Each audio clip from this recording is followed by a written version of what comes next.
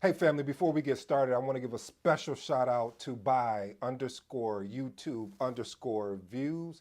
I really appreciate that comment that you left that what we did here inspired you. I hope we can inspire some more people. And if there's anything that I could do to personally help you, leave a comment and or ping me and so we could connect. Again, I truly appreciate that because you don't know how much that gives me inspiration to keep going. Now, with that being said, let's jump in today's video. Let me ask you a quick question. The ability to lead, coordinate, solve problems, and deliver exceptional results is what truly counts as a project manager.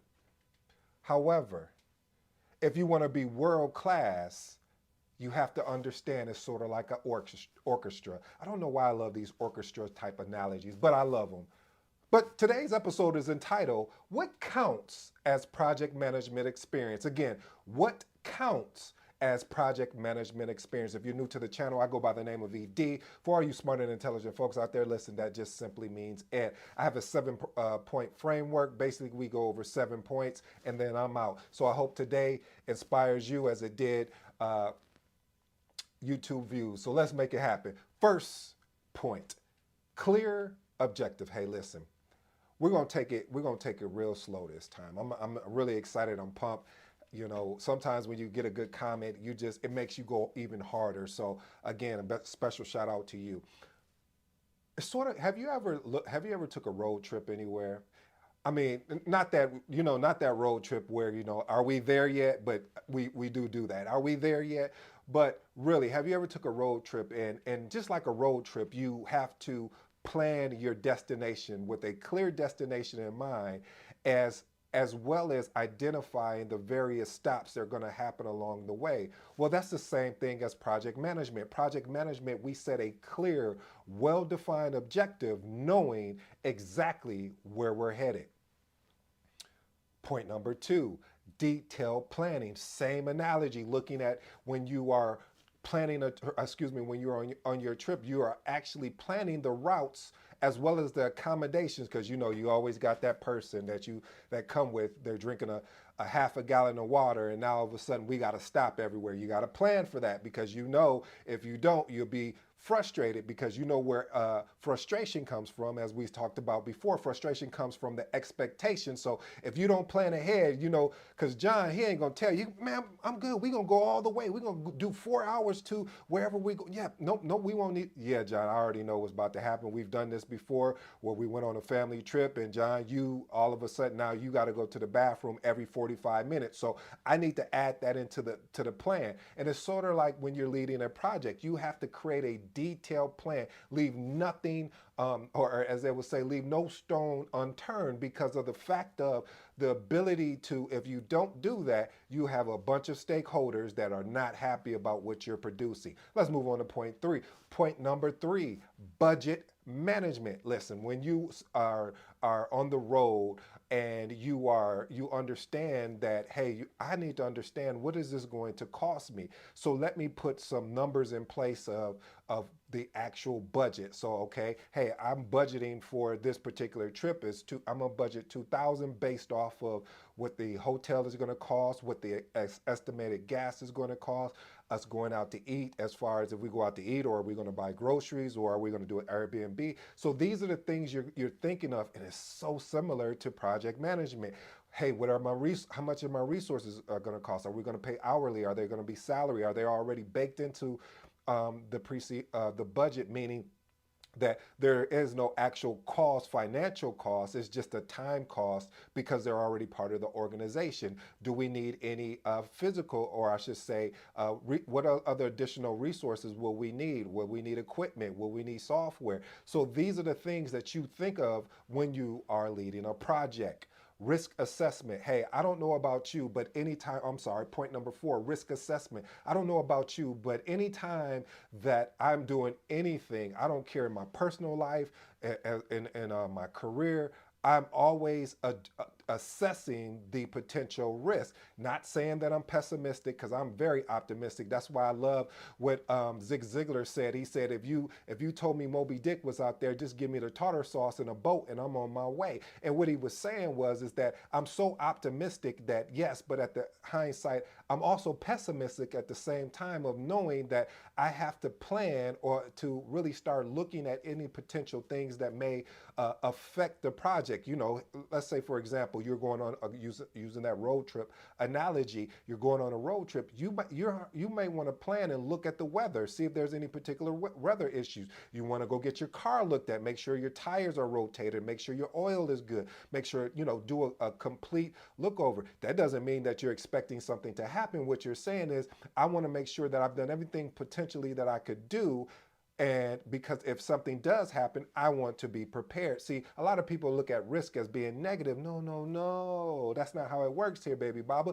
How it works is that you have to be always thinking ahead. And as a project manager, that's one of the things you're doing. You're constantly thinking ahead. You're thinking ahead. Okay, what if this happened? What if this happened? And I love it because it's like a game. I mean, that's why I look at project management as a huge game, and you are the player. It's like a third person shooter game where you are literally the player, and you're actually trying to identify, okay, what's around this corner? I don't know what's around this corner, but hey, all right, if I could just guess based on my experience, the wisdom that I've had through my experience, also through the experience of other project managers, what can I expect? Let's move on to point number 5. Timeline management. Hey, sticking to a schedule is very hard, a lot of people tell me. I disagree with them. You know why that it's challenging to stick to a schedule? Because you will have resources that didn't hold up to their end of the bargain. You'll have situations where the project manager didn't document really well. So because they didn't document well, what ended up happening, unforeseen things has happened, and now this has adjusted your timeline. It has impacted your timeline. So it's sort of like a planned destination. Remember I told you about John drinking that half a gallon of water. Now, if you don't plan for that, what will happen? Well, first of all, we already know you're going to be frustrated. Well, maybe not you, I would, because I'm asking John, do you got to drink all this much water while we're on the road? Okay, man, I'm sorry. I'm going back when, I went on a road trip. I apologize. Let me digress. What I'm saying here, family, is really when you're going on a trip, being able to plan for those destination stops. I mean, and it's the same thing with project management. We understand that, we don't want our team to get burnt out. And because we don't want them to get burnt out, we have to have, sometimes we call these phases. Okay, we're going to do all of this work in phase 1. Then the next phase, we're going to do this part of work. When we're going to celebrate each phase, that's sort of like a milestone. Milestone is what? A significant point in time. So you really want to celebrate those timelines when you achieve them. Let's move on to point number 6. Point number 6, resource allocation. Hey, like I said, this is my raising my hand in class for the PMI. I love you, PMI, but I want to ask you a question, PMI. If it's okay with you, can we add resource constraints to the iron triangle?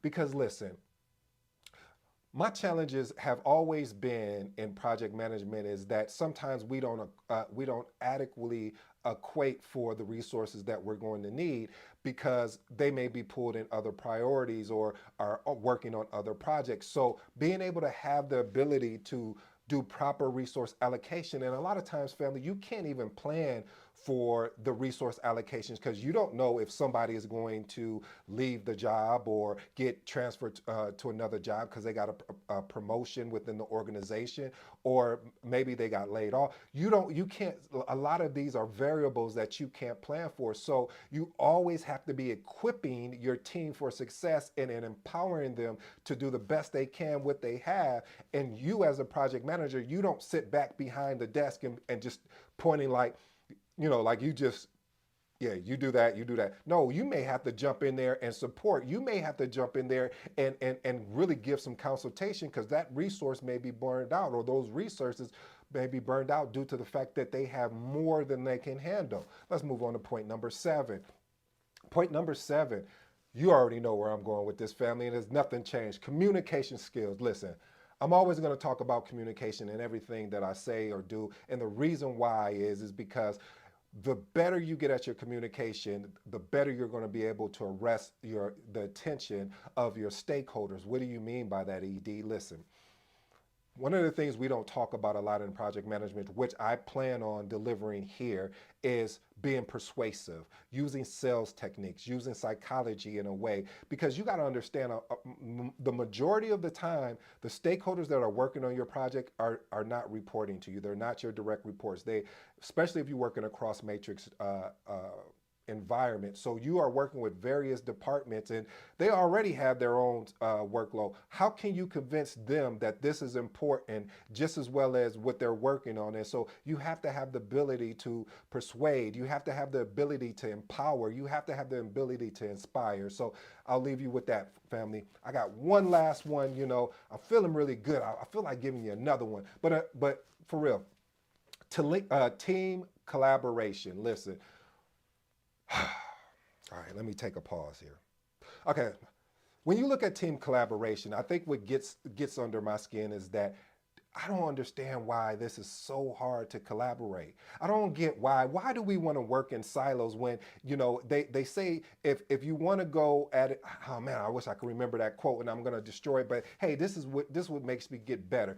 If you want to be great, no, if you want to be good, go by yourself. But if you want to be exceptional, go with a team. Because when you have a team, you have someone watching your back while you're watching their back. When you have a team, you're building off of something more than it's just not about you. When you have a team, you know that if something comes up, they will be willing to jump in front of you just as like if you would be able to jump in front of them. It's better when you're in a group because you can understand the different decisions that needs to be made, and then you can make them effectively with the right amount of information because you'll be able to see it from different angles. All right. I hope you enjoyed today's video, family.